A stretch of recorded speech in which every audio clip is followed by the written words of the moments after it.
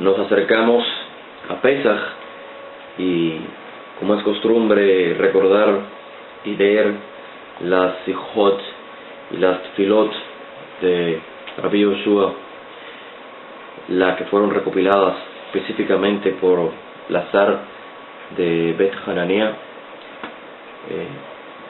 en el Sefer Edut HaTalmid HaAhub, conocido comúnmente y erróneamente como el libro de Juan, y encontramos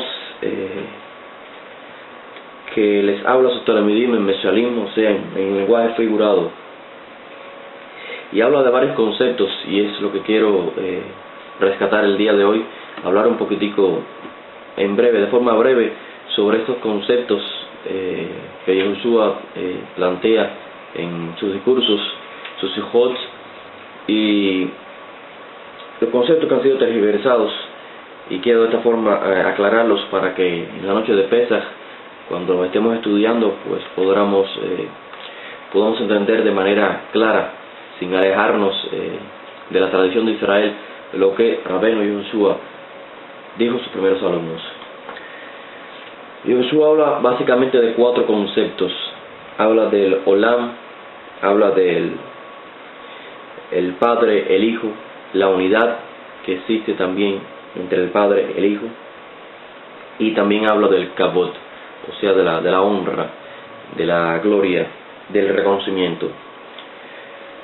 Con respecto al concepto de Olam, del mundo, en la tradición de Israel se enseña que existen 2 facetas del mundo: la faceta de antes y la faceta del después.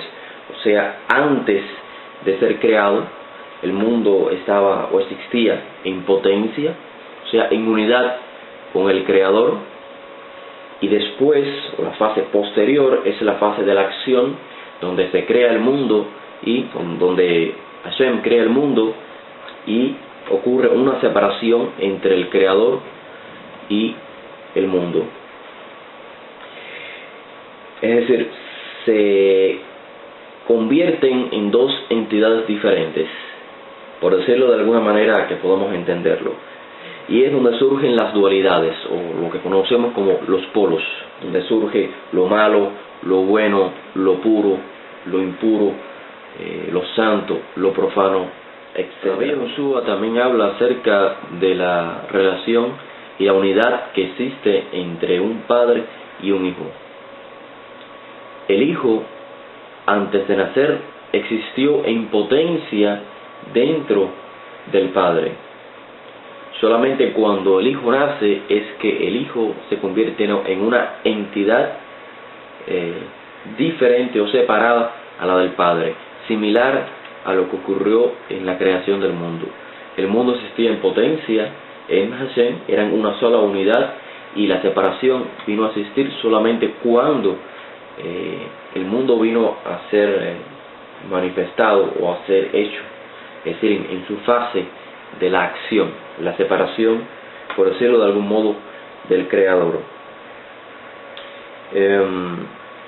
Sin embargo, el mundo puede volver a esa fase de potencia, es decir, a esa fase primaria donde fue uno o una unidad con el Creador, y esto es a través del Tikkun, es decir, cuando el mundo sepa seleccionar dentro de la dualidad, dentro de los polos, los puntos positivos, es decir, la santidad en vez de lo profano, lo bueno en vez de lo malo, etc.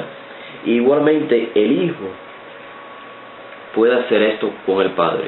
El Hijo puede reintegrarse al Padre a pesar de ser una entidad diferente a través del Kabod, y es lo que enseña Rabbi Yoshua en Meshalim, o sea, en lenguaje figurado. Cuando el Hijo le da Kabod al Padre, es decir, cuando el Hijo perpetúa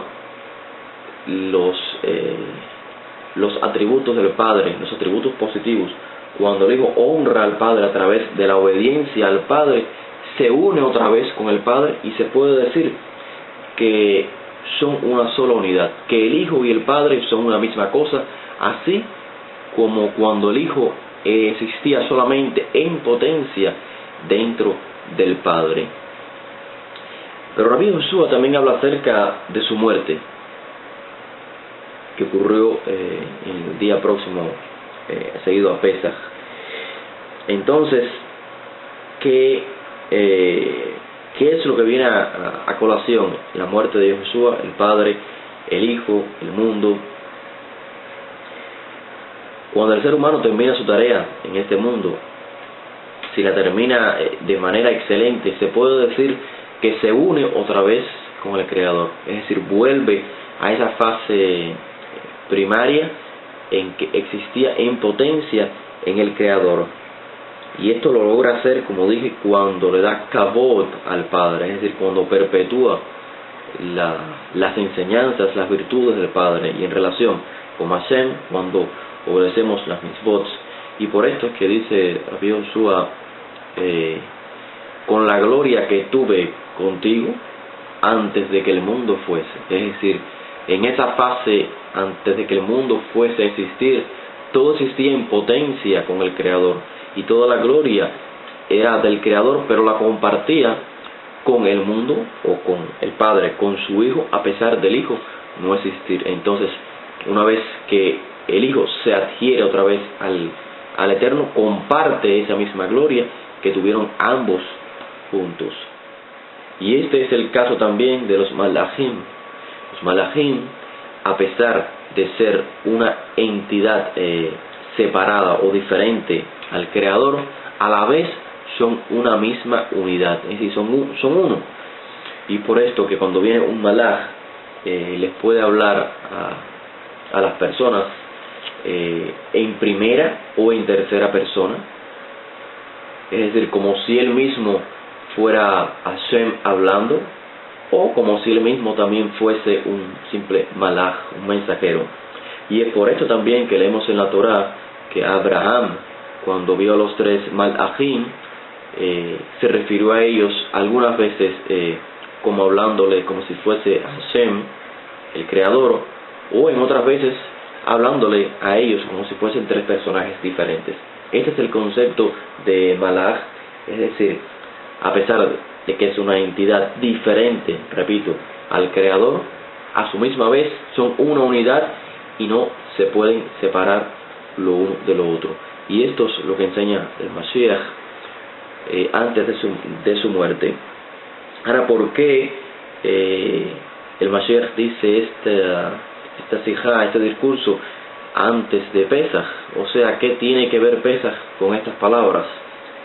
Pesaj es ese primer escalón en seleccionar de la dualidad o de los polos lo que es correcto.